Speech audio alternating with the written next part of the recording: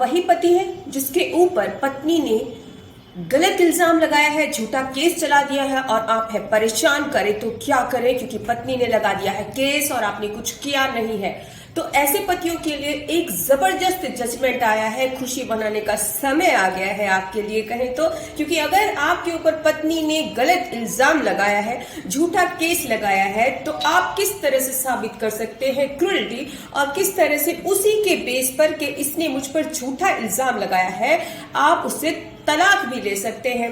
21 मार्च 2022 का जजमेंट और केस में आपको पूरी बातें बताऊंगी, लेकिन उससे पहले चैनल को सब्सक्राइब कीजिए।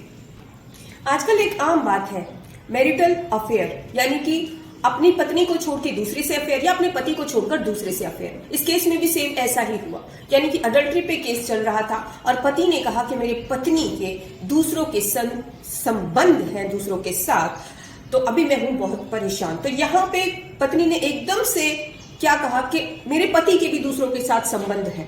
तो उसने कुछ मेंशन नहीं किया, लेकिन उसने कहा कि मेरे पति के भी दूसरों के साथ संबंध है। तो क्या था मामला, किस तरह से केस चालू हुआ, कैसे एलिगेशंस लगे और किस तरह से डाइवोर्स जो है पति के साइड में आ गया।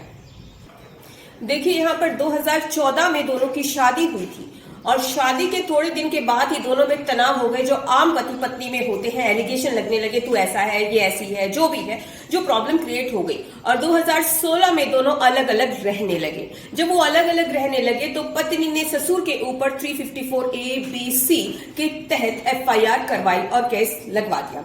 अब यहाँ पे है कि पति ने भी फिर 2017 में क्रूरल्टी के बेस पर डाइवोर्स की पिटीशन फाइल कर दी।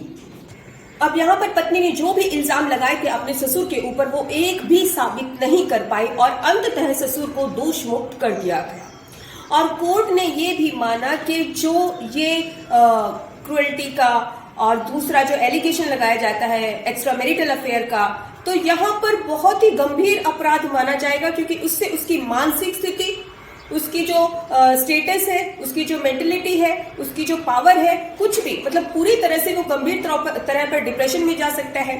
समाज में उसका मान सम्मान खो जाता है और वो बहुत परेशान हो जाता है। अगर हम कहें कि ग्रेव असॉल्ट उसको माना जाएगा, यानी कि गंभीर प्रताड़ित चीजें की है उसके साथ, ऐसा माना जा सकता है, क्योंकि इससे वो बहुत परेशान रहता है। देखिए उस आदमी के ऊपर कोई असर नहीं पड़ता जो वाक्य में उसका एक्स्ट्रा मैरिटल अफेयर है, लेकिन उस आदमी के ऊपर जरूर इफेक्ट पड़ता है, जो कि सही है, लेकिन फिर भी उसको बदनाम किया जा रहा है।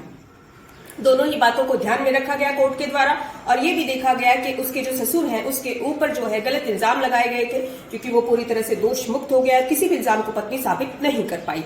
सारे चीजों को ध्यान में रखते हुए कोर्ट ने पति के हक में डाइवोर्स की डिक्री ग्रांट कर दी।